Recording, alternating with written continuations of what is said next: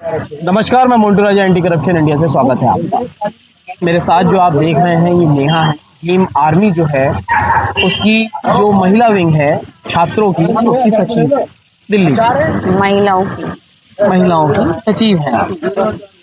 तो नेहा जी ये बताइए कि आज जो छात्र है, जो युवा है, उसकी आप नेत्री हैं एक तरह से, क्या सोचती हैं आप? जो चुनाव है उसमें आप सक्रिय हैं। भीम आर्मी जो है, चंद्रशेखर आजाद ने पार्टी बनाई, पहले वो सामाजिक कार्यकर्ता थे, कार्यकर्ता से धीरे धीरे राजनीति के अंदर उन्होंने प्रवेश किया।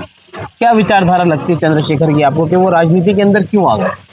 समाज सेवा ही करते रहते। देखिए, ये तो एक प्रोसेस होता है। ये एक प्रोसेस होता है कि आप पहले समाज सेवा करते हैं, अपने हक अधिकार की लड़ाई लड़ते हैं, न्याय अधिकार की लड़ाई लड़ते हैं, जैसे कि भीम आर्मी लड़ रही है। तो हम जब समाज सेवा करते हैं, जब अपने हक अधिकार की लड़ाई लड़ते हैं और आंदोलन करते हैं, और जब हमारा संघर्ष करते करते एक समय आता है, एक पॉइंट आता है कि हाँ, अब हमें खुद अपने सत्ता पावर में आने की जरूरत है, महसूस होती है, लगता है, तब आता है वो पॉइंट कि हमें पार्टी बनानी पड़ती है। और हमें ऊपर कॉन्फिडेंस होना चाहिए, हम इतने सबल होने चाहिए। ये नहीं कि आज पार्टियां भी बना लिए, संगठन भी बना लिए। बाबा साहब ने कहा था शिक्षित बनो, संगठित बनो और संघर्ष करो, लेकिन ये नहीं कहा था कि अलग अलग पार्टियां या अलग अलग संगठन बना। आपको क्या लगता है कि आज देश के अंदर जो तमाम पार्टियां हैं, जिसमें बहुत सारे बहुजन नेता हैं, उन्होंने अपने अपने दल बना रखे हैं, बहुत अलग अलग पार्टीज हैं। एक बहुत बड़ी पार्टी बहुजन समाज पार्टी, इसकी अध्यक्षता मायावती करती है। अब क्या लगता है कि सब एक साथ एक अम्ब्रेला के नीचे नहीं आ सकते थे, इसलिए अलग अलग जो है विचार रहे लोगों के, इसलिए वो बनी। लेकिन अगर अलग अलग विचार रहे और एक अम्ब्रेला के लोग नीचे काम नहीं कर सकते हैं, तो ये वैचारिक लड़ाई तो रहेगी। इसलिए बहुजन आज आपको लगता नहीं है कहीं ना कहीं उसकी चपेट में है और एकत्रित नहीं हो पा रहा है? जी बिल्कुल। देखिए, सब कहते हैं कि बहन जी को, चंद्रशेखर जी को साथ आना चाहिए था, साथ में लड़ना चाहिए था, चुनाव गठबंधन होना चाहिए था। और ऐसा भी नहीं है कि जो पिछला रहा, पास्ट में जो चीजें रही, ऐसा नहीं कि पॉसिबिलिटी नहीं है। हम नहीं जानते वो हमारे शीर्ष नेता जो भी पार्टी में बैठे हैं, हम तो अभी नए कार्यकर्ता हैं, राजनीति में आए हैं, वो भी ढंग से नहीं आए हैं, फील्ड में उतर रहे हैं, देख रहे हैं, जान रहे हैं। लेकिन हम ये नहीं कह सकते कि आगे क्या होगा, है ना। भविष्य की बात तो खैर जो भी रहेगी, गठबंधन, साथ में आना, राजनीति साथ में, लेकिन हाँ, साथ में आना चाहिए था। और समाज जो बिखर रहा है, जो लोग कार्यकर्ता सब बिखर रहे हैं, अलग अलग विचारधारा, क्योंकि स्कूल अलग है लेकिन सिलेबस सेम है ना। हमारी विचारधारा तो सेम है, काम तो हमें बाबा साहेब के, काशीराम जी और जो फूले जी और जो हमारे महापुरुषों ने जो किए, उसी मिशन को आगे ले जाना है। तो नेहा जी ये बताइए, आप अभी सक्रिय हो रही हैं राजनीति के अंदर। आज देश के अंदर जो महिलाओं की स्थिति है वो आप देख रही होंगी, तमाम घटनाएं सामने आती हैं। तो क्या लगता है आप, अगर आप वुमेन सेफ्टी और सिक्योरिटी की अगर बात की जाए तो उस पर क्या कहेंगे आप? देखिए, वुमेन सेफ्टी एंड सिक्योरिटी की बात यह है कि महिला सुरक्षा आज भी देश में नहीं है। नहीं, प्रधानमंत्री के ऊपर विश्वास नहीं। प्रधानमंत्री बेटी बचाओ बेटी पढ़ाओ, ना बेटी बच रही है ना पढ़ रही है। और इसका जीता जागता उदाहरण है मणिपुर। मणिपुर में जो बेटियों के साथ हुआ, उसके बाद उत्तर प्रदेश, बिहार हो, राजस्थान हो, ये अभी राजस्थान में भी ऐसा हुआ कि बेटियों को नग्न अवस्था में घुमाया गया। और अन्य प्रदेशों में भी ऐसा होता है, हरियाणा में भी देखो आप, जातिवाद तो है ही। जातिवाद क्यों है जातिवाद, आप ये बताओ। अगर तो ये बताइए, हमारी, आपने कहा कि ये अलग अलग है, तो शुरू से चलता चला आ रहा है या ये आपका कहने का मतलब है कि बीजेपी सरकार आई है तो तब से ये ज्यादा हो गया है? नहीं, देखिए, जातिवाद का एहसास कब होता है आपको? महिला आपके साथ अगर कुछ होगा, महिला सुरक्षा की जो आपने बात कही कि तमाम जगहों पे जो है चीजें बढ़ रही हैं, उसके पीछे कारण क्या देखते हैं आप? जो ये अन्याय अत्याचार हो रहा है, जैसे आपने अभी उदाहरण दिए कि हरियाणा में महिला के साथ ऐसा हुआ और राजस्थान में ऐसा हुआ, यूपी में ऐसा हुआ, तो इसके पीछे कारण क्या देखती हैं आप? इसके पीछे कारण ये है हमारा प्रशासन, अशिक्षा हमारी, सुरक्षा जो और संस्कार। हिंदू देश बोलते हैं नहीं, चाहे कोई भी धर्म हो, संस्कार हमारे नहीं, ये होते तो हैं। लोकतांत्रिक देश है, और हिंदू अपनी देश है। बेटियों को पढ़ाने की बात करते हैं ना, अगर अपनी बेटी को संस्कार सिखाते हो ना सही से रहना, तो अपने बेटों को भी सिखाओ कि अगर तुम्हारी बहन की अगर तुम सुरक्षा जानते हो ना, तो जो अन्य महिला है ना जो सामने खड़ी है, वो भी आपकी बहन, आपकी माँ, आपकी बेटी के समान है।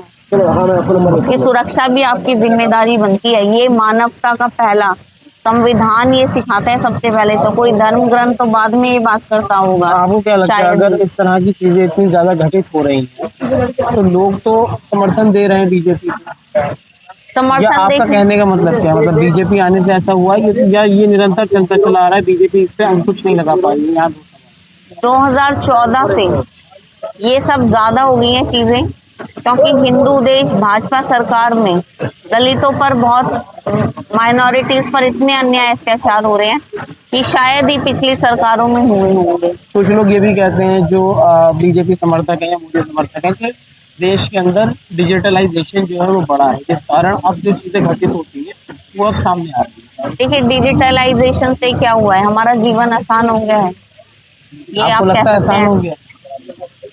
सुरक्षा, दिल्ली की अगर बात करें तो दिल्ली मेट्रो है जिसे बोलते हैं, और हमारे जो वुमेन हेल्पलाइन नंबर्स हैं, और भी चीजें हैं जैसे। जी। लेकिन दिल्ली कहीं, अभी मुझे नहीं लगता कि दिल्ली के लोग भी सुरक्षित हैं। क्या लगता है इसका दिल्ली की सड़कों पे भी आप देखोगे, जी। बेटियों के साथ आज स्कूल से किडनैपिंग हो जाती है, एसिड अटैक्स हो जाते हैं, रेप हो जाते हैं। तो आप ये देश की राजधानी जिसको बदलने की बात भी भाजपा सरकार करती थी, अगर आने वाले समय में इस राजधानी को भी बदल देंगे, तो ये सिर्फ नाम बदलने की सरकार है, काम करने वाली सरकार कहाँ है? कंक्लूजन में अगर आपसे पूछा जाए, इसको कंक्लूड करते हुए, कि आपके तहत क्या होना चाहिए सरकार को, क्योंकि आप भी युवा नेत्री हैं, एक तरह से स्टूडेंट विंग की जो हैं आप सचिव हैं, तो अगर बात की जाए कि एक युवा नेता जो है वो क्या सोचता है, इन चीज़ों को कैसे सुलझाया जाए और ठीक किया जाए?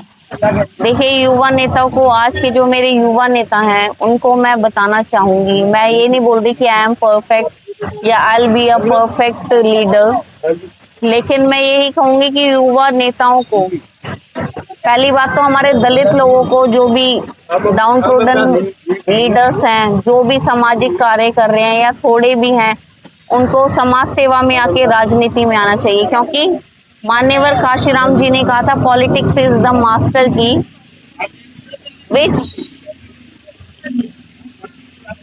Politics is the master key by which we can unlock all of our problems. मतलब हमारी प्रॉब्लम्स को हम, सिर्फ राजनीति ही एक है चाबी जिससे हम अपनी सारी समस्याओं का हल निकाल सकते हैं। तो हमें राजनीति में आना चाहिए, और जो मुद्दे हैं ना, जैसे महिला सुरक्षा हो गई, बेरोजगारी हो गई, सफाई हो गई, मतलब सारी चीजें, और क्या मुद्दे हुए हमारे, जैसे शिक्षा, तो तमाम जो बेसिक जिस पे राजनीति हाँ जी। आजकल चल रही है, जो विपक्ष बेसिकली जी। काउंटर सवाल कर रहा है, वो भी आप सवाल कर रहे हैं, तो तमाम जो चर्चा मेन है, मुद्दे धर्म को ना, और धर्म मुद्दा नहीं होना चाहिए, क्योंकि धर्म की रक्षा सीधा संविधान करता है किसी भी धर्म की। तो हमें धर्म के नाम पे नहीं भटकना कि मैं अपने धर्म को बचाने चली हूँ या कोई और नेता अपने धर्म को बचाने चला है।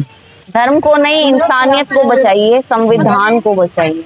और संविधान को बदलने की लोग जो बात करते हैं, तो तो असंवैधानिक है, उस पर तो सरकार भी कहती है कि गैर कानूनी है, आपराधिक वो है। बेसलेस चीजें हैं। वो भी आप देखते हैं कि किन लोगों ने वो बात की है, वो खुद लुटेरे की वो है, वो लुटेरे हैं वो लोग जो ये बात करते हैं, देश के लुटेरे। और प्रधानमंत्री जी की जो टीम है, कमेटी है, उसके सदस्य लोग हैं सब। तो मोटा मोटी आपने जो कहा है कि जो चीजें सही हो सकती हैं एक नेता को, वो पॉइंट्स आप बता दिए क्या करना चाहिए। पहला पॉइंट, अगर 3 पॉइंट आपसे जानना चाहे, पहला पॉइंट क्या करना चाहिए एक नेता को, एक प्रधानमंत्री को देश को क्या करना चाहिए चीजें सुधारने के लिए? एक प्रधानमंत्री को सबसे पहले अगर वो सर्वोच्च एक संवैधानिक पद पर बैठा है तो उसको न्याय संगत काम करना चाहिए। कहीं भी अन्याय अत्याचार हो वहाँ तुरंत एक्शन लेना चाहिए। कुछ भी आपके बलात्कार तहत हो, अभी नहीं हो रहा है। नहीं, बिल्कुल नहीं। दूसरा काम, उसको न्याय मिलना चाहिए। चाहे केस कोई भी लड़े, कहीं भी हो, प्रधानमंत्री को तुरंत वहां जाके अपने उससे काम करना चाहिए। उस परिवार को न्याय, मुआवजा, नौकरी जो भी वो प्रधानमंत्री की तरफ से बेसिकली मेरे आपका हिसाब मतलब है से कि होना चाहिए। एडमिनिस्ट्रेशन जो है वो दुरुस्त होना चाहिए, आपके मुताबिक नहीं, वो जी। नहीं है क्योंकि प्रधानमंत्री हर जगह नहीं जा सकते। दूसरा काम क्या करना हाँ, चाहिए? उन्हें बस करवाना चाहिए। हम ये नहीं बोल रहे कि प्रधानमंत्री दूसरा जाए। काम, दूसरा काम, धर्म की लड़ाई ना, धर्म के हिसाब से, जाति के मतलब जो हिसाब से, सांप्रदायिक क्षेत्र, माहौल हाँ, खराब करते हैं उनको थोड़ा टाइट सांप्रदायिकता करना नहीं होनी चाहिए। तीसरा काम, धर्मनिरपेक्ष देश है, संविधान जो कहता है उसी के हिसाब से। और तीसरी बात, कहते हैं कि जो भी मतलब धर्म खत्म करने की बात थी, हम इस धर्म को, उस धर्म को, तो वो चीजें नहीं होनी मोटा चाहिए। मोटी जो और नेत्री हैं नेहा, उन्होंने बताया जो सांप्रदायिक माहौल है वो अगर खराब ना हो तो चीजें ठीक हो सकती हैं, और इसमें एक अहम भूमिका जो है वो देश के प्रधानमंत्री देश के नेता निभाते हैं, क्योंकि कहीं ना कहीं राजनीति इसके आड़े आती है। तो इस तमाम चर्चा पे क्या सोचते हैं, क्या राय रखते हैं, कमेंट द्वारा जरूर साझा करें। अब ये अपडेट के साथ आपके सामने फिर प्रस्तुत होंगे। नमस्कार।